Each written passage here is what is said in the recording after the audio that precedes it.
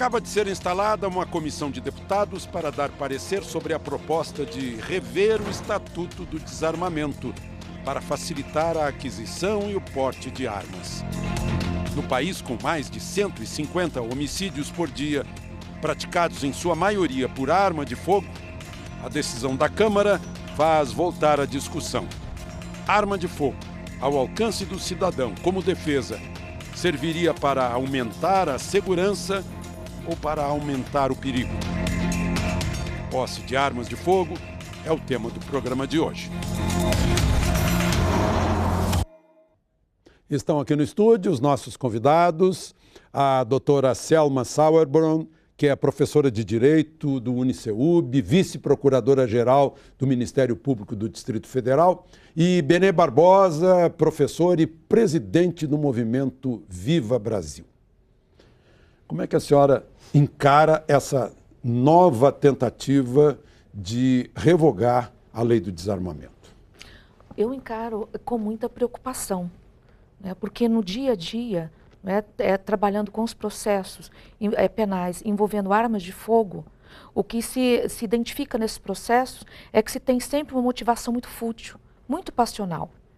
Então, uma arma na mão. E com a arma na mão. Quer dizer, a partir do momento, né, que a gente tenha uma alteração legislativa no sentido de assegurar que o cidadão possa estar trafegando livremente com a arma de fogo... E que sofra uma alteração emocional. Exatamente. Ontem nós tivemos uma situação envolvendo um homicídio nessas condições. Um advogado parou um carro, isso atrás de uma... impedindo o acesso de um veículo numa oficina. O dono da oficina pediu que ele retirasse, ele bateu boca ali, teve uma discussão, e foi até o carro, pegou uma escopeta e atirou contra essa pessoa. Enfim, são situações como essa que nos preocupa. Total desequilíbrio. Total desequilíbrio. Ele tinha registro e porte dessa escopeta? Não sabemos se ele tinha registro e porte. Acredito que não. A escopeta não teria porte, certamente. Não teria, registro, certamente. Sim, claro. Registro, sim. Né? Mas não foi possível ainda identificar isso. Mas, de qualquer forma, é só um exemplo da passionalidade muito própria do povo brasileiro, do povo latino. Então, essas questões, essas variáveis, elas devem ser consideradas para que se busque aí um ajuste no Estatuto de Desarmamento, para que se efetivamente tenha uma alteração que venha colaborar para a segurança pública e não para deixar exposto mais ainda o cidadão brasileiro. Muito bem. Professor Benê, qual é a sua posição? Vamos lá.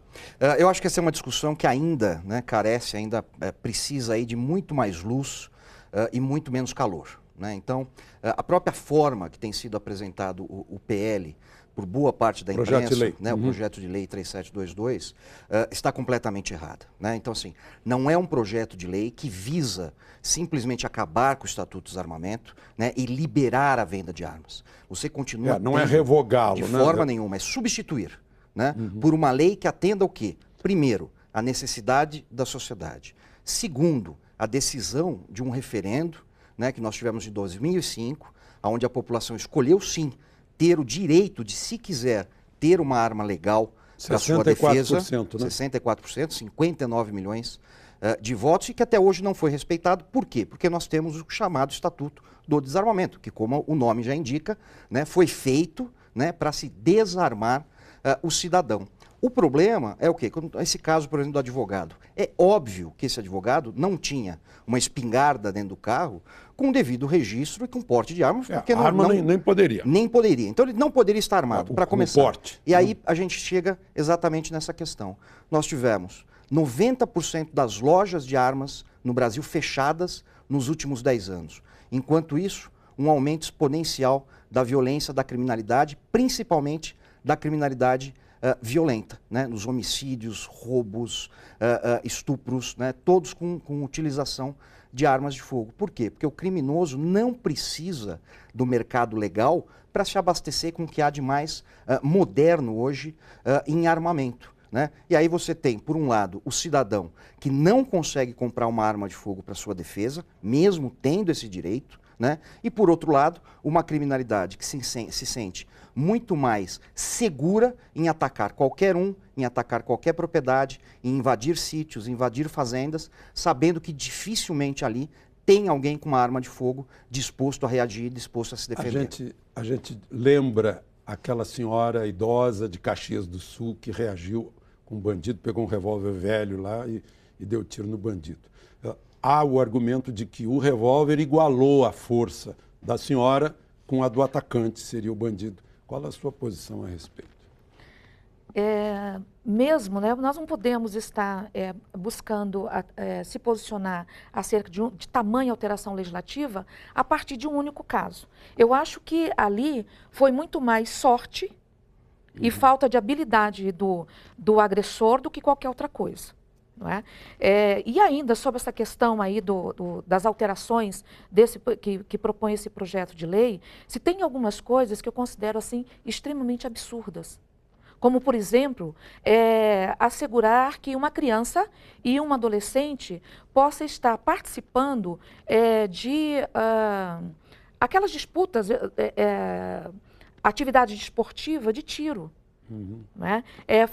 Estimulando... Mesmo arma de fogo, porque tem arma de pressão. Não, com arma de fogo. Arma de fogo para a criança e para o adolescente, desde que seja devidamente autorizado pelos pais. Ou seja, o que se quer é que cada vez mais cedo a criança e o adolescente tenham mais apego pela arma de fogo. Como se não bastasse as pesquisas no Brasil apontando que quem mais mata e quem mais está na condição de vítima de arma de fogo numa situação de homicídio, é o jovem de 15 a 24 anos. Esse é até um dos argumentos para reduzir a idade penal, porque... Exatamente, de 15 a 24 anos. Né? Então, me parece que o teor desse projeto é um teor que vem assim na contramão.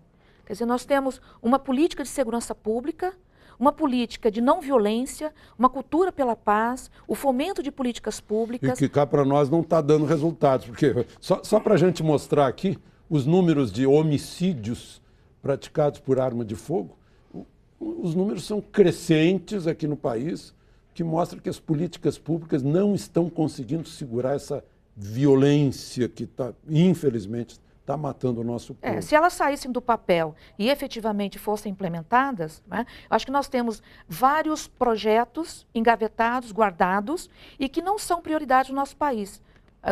Com exceção de algumas situações, algumas políticas. Sim, quase 57 mil homicídios praticados por arma de fogo. Nem na guerra, nem nas guerras atuais no planeta está havendo esse número de mortes. E será que armando a população, nós vamos estar diminuindo esse número? Ou nós vamos estar cada vez mais fomentando, sim, de forma legal, uma guerra com os nossos cidadãos aqui no Brasil e aqueles que praticam crimes. Professor Belém. Bom, vamos lá. Primeiro que a gente tem que deixar alguns preconceitos de lado. Né? O primeiro preconceito é contra o tiro esportivo. O tiro esportivo é um esporte olímpico. É o esporte que deu a primeira medalha de ouro para o Brasil em 1920 em Antuérpia. Né? Isso pode ter certeza que não são crianças e adolescentes que praticam o tiro esportivo, que saem pelas ruas assaltando, matando, fazendo sequestro relâmpago, estuprando e se matando entre elas. O que você tem é essas crianças armadas por criminosos, que não foram afetados minimamente pelo Estatuto de Desarmamento que está aí em vigor já há quase 13 anos. Ou seja, esses números só provam uma coisa: o Estatuto, da forma que ele está, ele fracassou totalmente. Estudos sérios, verdadeiros, né? Inclusive já publicados até em português aqui no Brasil. Né? Estudo de Harvard? Também de Harvard, da própria último estudo da ONU sobre os homicídios em escala global. Né? Eles indicam que não existe correlação direta entre a existência da arma de fogo e um alto índice de criminalidade. Por isso que você tem uma Suíça da vida, onde praticamente todo um cidadão tem pelo menos um fuzil dentro de casa. Eu tenho um amigo que me mostrou o fuzil dele, o capacete. Exatamente, e nem por isso um sai atirando no outro. Então, por isso que eu digo, a gente precisa de menos calor e mais luz. Né? Nós precisamos estudar, e é exatamente isso que a gente tem proposto e feito, né, principalmente o Movimento Viva Brasil, né, nesses últimos 20 anos. É trazer esses estudos e não ficar com achismo. Porque hoje muita coisa é baseada em achismo. Ah, se armar a população vai ter mais morte. Nenhum estudo indica isso. Nós temos o estudo do John Lott, nos Estados Unidos, nós temos o estudo do professor Mauser, do Canadá. Né? Nós temos... Professor Mauser? Professor Mauser, uma coincidência. Né? Nós temos um estudo, inclusive foi um livro agora publicado no Brasil há pouco tempo, que é da professora Joyce Malcolm, né, que faz todo um estudo em 500 anos sobre a relação entre armas e violência na Inglaterra. E ela chega à conclusão que a Inglaterra se torna muito mais violenta exatamente quando a população foi privada do seu direito de possuir armas. Né? Inclusive com o aumento de homicídios, claro que é um número baixíssimo para questões brasileiras, principalmente, mas o número de crimes violentos é altíssimo, muito maior, por exemplo, que o próprio Estados Unidos, que tem um número gigantesco de armas. Essa semana foi morto um turista espanhol em Salvador, de 36 anos, no primeiro dia de Brasil. Né? Um assalto. E aí eu imagino, ele não está acostumado com isso. Na Espanha, em um ano inteiro, existem 390 homicídios, o que dá menos de 3 dias no Brasil. Né? Essa comparação que a gente faz é terrível. É cruel. É cruel. E um ponto interessante que toda vez que a gente vai discutir esse tema arma de fogo, a gente pensa muito nos homicídios. Né? E a quantidade de roubos praticados com o uso de arma de fogo. De onde é que vêm essas armas? Sim, são armas que são subtraídas do interior das casas das pessoas. E essas armas é que terminam abastecendo aí os grupos para a prática de roubos. Então é algo também. O professor Benê está fazendo sinal aí que não está concordando. Não concordo pelo seguinte, né? Nenhum estudo comprova isso que a senhora disse agora. Tá? Os estudos que foram feitos até hoje para se verificar a procedência das armas de fogo, eles só englobaram 10% das armas apreendidas. Desses 10%, a maioria foi apreendida por estar numa situação ou ilegal, muitas vezes com o registro vencido, como acontece hoje, ou estava sendo portada ilegalmente, o que não necessariamente a torna uma arma de uso criminal. Né? E essas não têm numeração raspadas, não têm numeração suprimidas e, obviamente, foram algum dia compradas legalmente. Mas o grosso do armamento que está na mão da criminalidade é impossível de ser rastreado. Né? Então, não há como se comprovar, e, aliás, não há como se imaginar, né, que anualmente milhares de criminosos conseguem roubar armas das casas dos cidadãos brasileiros, até porque hoje há pouquíssimas armas na mão da população. Né? Então, onde você tem o grosso da coisa? O contrabando internacional, que durante décadas, né, fez a triangulação, como a gente chama, que a arma era fabricada aqui no Brasil, era exportada legalmente e voltava contrabandeada. Né? Tanto é que as próprias indústrias nacionais pararam de vender armas para os países limítrofes, mas isso não impede que outros países os façam. Isso levanta uma outra origem de armas, são as armas que entram clandestinamente no país. Como combater isso com essa extensão de fronteira terrestre? Né? Até em aeroportos e portos as armas estão entrando, mas eu gostaria de entrar nesse assunto. Logo depois do nosso intervalo comercial, a gente já volta.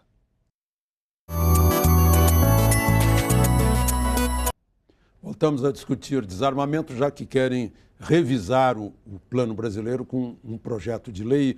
E eu estava perguntando sobre a entrada de armas pelas nossas fronteiras clandestinamente. Depois vão, em geral, eu acho que quase tudo vai para as mãos dos bandidos. Tá. Essa questão da vigilância, né, das nossas fronteiras, né, envolve não só a questão do tráfico ilícito de armas de fogo, mas também envolve a questão da drogadição, e envolve o tráfico de pessoas. Né? Então, para se trabalhar a fiscalização das nossas fronteiras, e como você bem colocou, né, Alexandre, é uma extensão territorial absurda. Parece que são 15 mil quilômetros de fronteiras terrestres, né? Com todas aquelas como reentranças. Fiscalizar, qual a melhor estratégia de fiscalização, né? Quais os organismos que nós poderíamos contar para se ter essa fiscalização. Né? Então, eu penso assim, que essa estratégia de fiscalização deve também levar em consideração o tráfico ilícito de pessoas e também as drogas. E usando principalmente inteligência, né? Porque exatamente. Não há exército suficiente. Não há exército, não tem como você fazer um cordão né, de pessoas fiscalizando. Né? É necessário que estratégias inteligentes sejam trabalhadas para essa fiscalização, para esse controle. Agora, o professor Benet levantou a questão das armas, da procedência das armas. Será que foram mesmo furtadas ou roubadas em residências, armas legais, e depois foram raspadas? Como é que poderia se acompanhar isso?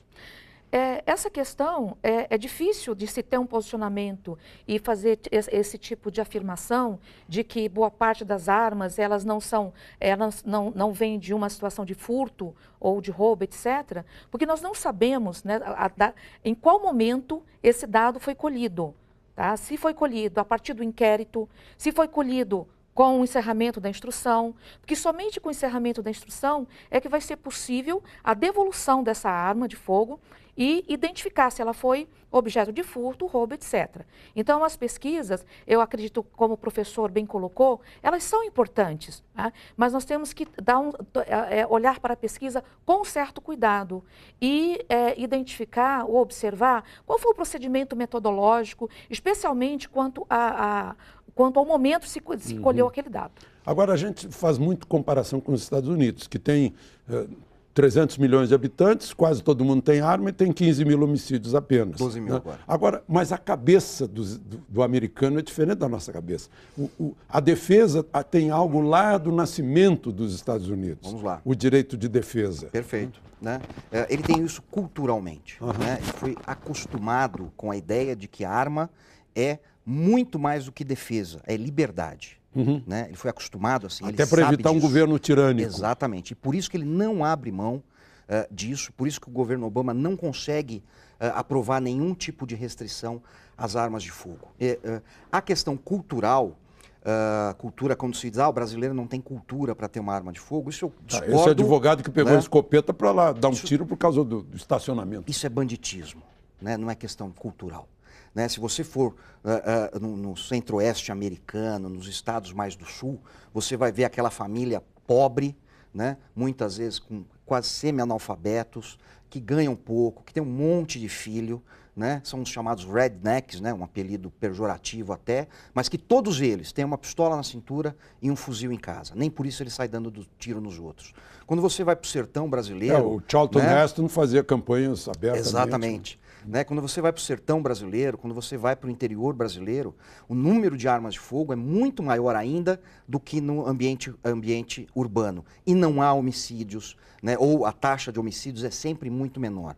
Por quê? Porque no fundo, a questão da arma, da fronteira, ou do furto, ou do desvio, ela é absolutamente secundária. Né? Por quê? Porque o foco está errado. Nós estamos falando de um objeto que só vai fazer o mal se ele tiver alguém por trás dele. Né? Então não é mortes por armas de fogo, é mortes com armas de fogo. Né? Com a utilização, alguém utilizou. E o problema está sendo esse. 92% dos homicídios no Brasil ficam sem se descobrir sequer a autoria. Desses 92%, apenas 2% acabam com a condenação do autor do homicídio, e que não quer dizer que ele vai responder, vai pagar toda a sua pena. Né? Porque a gente sabe que tem uma série de... Condenação parece uma loteria. Exatamente. É um sorteio. Então hoje, quando um cara desse, um maluco desse, pega uma arma no carro e mata alguém, ele sabe que a lei é frágil, é fraca, a punição dificilmente chega, e quando chega muito amena. Doutora Selma, a senhora é promotora pública. Concordo, sim, com o professor Benet. A autoria, como é difícil a apuração de autoria de homicídio aqui no Brasil. E o dado que ele traz para nós é esse dado mesmo, em torno de 6%. É lamentável isso, não é? Porque se você não identifica a autoria, não há como você está propondo ação penal. Perfeito. E ainda que você identifique a autoria, se tem a prova também se perde ao longo do tempo. Não é? Se perde ao longo do tempo, prova suficiente para uma condenação. E com isso, quer dizer, entre outras questões, que é o nosso modelo processual, não é? As diversas fases de um processo, o volume de processos que nós temos em andamento no sistema de justiça brasileiro. Não é? Então, tudo isso colabora para que uma ação penal, ela se protaia aí no tempo. Então, há necessidade aí de alteração legislativa a fim de conferir maior celeridade a esse tipo de ação penal. Tá? Uma outra questão também que eu considero importante para esse debate eu estou tendente a compreender que nós temos uma cultura da violência. Quando nós temos uma pesquisa do Conselho Nacional do Ministério Público, foi uma pesquisa que identificou que o que motivava, em boa parte, os homicídios no Brasil era uma situação de passionalidade ou então uma motivação fútil. Essa pesquisa ela está em consonância com outra pesquisa feita em 2013 pelo Ministério da Justiça, naquela série Pensando em Segurança Pública, em que também apresenta a mesma conclusão. Ou seja, isso deve ser trazido para um debate sobre a alteração no Estatuto do Desarmamento. Eu gostaria de fazer só um parênteses. Eu tenho muito receio dessas pesquisas, por quê? Né? Como é que você, sabendo apenas a autoria de 6 ou 8% dos homicídios, consegue chegar à conclusão que a maioria dos homicídios é passional ou por motivo fútil? Né? É impossível. Agora, né? eu gostaria de mostrar o número de armas devolvidas, né, o que revela uma boa adesão da população em relação à entrega de armas. Né? Muita em 2011, depois foi diminuindo um pouco, mas ainda é grande, mantém-se até hoje. Provavelmente nesse ano serão devolvidos aí 16, 17 mil armas. Né? Sinalizando que ela não quer se armar. O número caiu muito, né? Nós tivemos um patamar muito alto em 2005, 2006, com quase 500 mil armas havia rolos entregues. compressores esmagando as armas. Exatamente. Depois disso, né, houve um decréscimo, né, mostrando exatamente que, primeiro, quem tinha que entregar já entregou, né, quem não queria mais uma arma. E segundo, que realmente a ideia de que você entregando a sua arma, você vai estar mais seguro, está caindo por terra. Está deixando de lado. É uma questão também de segurança pública, da sensação de segurança, de as pessoas saberem que o Estado as está protegendo. Tomara que a gente consiga diminuir esse número de 56 mil homicídios por ano. O nosso tempo, infelizmente, se esgotou. Agradeço à doutora Selma, ao professor Benê. Se você gostou do programa e quiser fazer alguma crítica ou sugestão, entre em contato conosco pela Central de Atendimento ao Telespectador no telefone 4002-2884 ou pela internet no endereço falecomaglobonews.com.br. Para rever este e outros programas no seu celular ou tablet, baixe o aplicativo da Globo News ou acesse globonewsplay.com.br. Na próxima semana, outro tema de interesse nacional. De Brasília, Alexandre Garcia.